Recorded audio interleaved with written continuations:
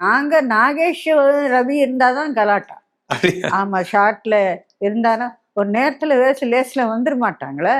இப்ப அந்த படத்துல த்ரில்லிங் மூமெண்ட்ஸ் நிறைய இருக்கும். அதுக்கு ஈக்குவலா வந்து காமெடி நிறைய இருக்கும் படத்துல. இப்ப நாகேஷையா வந்து ரோசின்ற கேரக்டர்ல லேடி கெட்டப்லயே வருவார் நிறைய அதுல. என்ன நீ என்ன சொல்ற, நீ வந்து போ அப்படின்னு. என்ன நீ நீ ஆங்கிலோண்டியன் யாரும் இல்லைங்க. ஆனா அதெல்லாம் பாருங்க, காலத்துல அழியாத விஷயங்களை அவங்க பண்ணிட்டு போனதெல்லாம் பாருங்களேன்.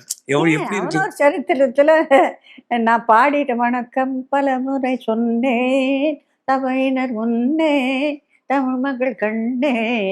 அது பாட்டு பாடிட்டு வரும்போது நாகேஷ் நாகேஷ் மேக்கப் முடிச்சுட்டு வந்து ஐயோ யாரு வீக்காரு, அப்புறம் இன்னும் யாரு தங்கவேலு, நான் எங்க போறது. குடும்பம்னா குடும்பங்க. எனக்கு தெரிஞ்சு உங்களோட நிறைய நடிச்சது நாகேஷ் சார் தான் இல்ல? ஹீரோஸ் எல்லாம் விட்டுட்டா நீங்க இப்ப தமிழ், தெலுங்கு, கன்னடா, மலையாளம், ஹிந்தில நிறைய எல்லா பெரிய நடிகரோடையும் நடிச்சிருக்கீங்க படங்கள். ஆனா உங்களோட நிறைய படங்கள் நடிச்சு நாகேஷ் சார் தான் நினைக்கிறேன் இல்லையா? தமிழ்ல பொறுத்த வரைக்கும் ஆல்மோஸ்ட் நிறைய படங்கள் உங்களோட நடிச்சிருக்காரு நாகேஷ் சார். ஏகப்பட்ட படங்கள் இல்லையா? எவ்வளவு படங்கள், உத்தரவின்றி உள்ளேவா, சாந்தி நிலையம், நிறைய படங்கள் இருக்குல்ல அவரோட நடிச்சது.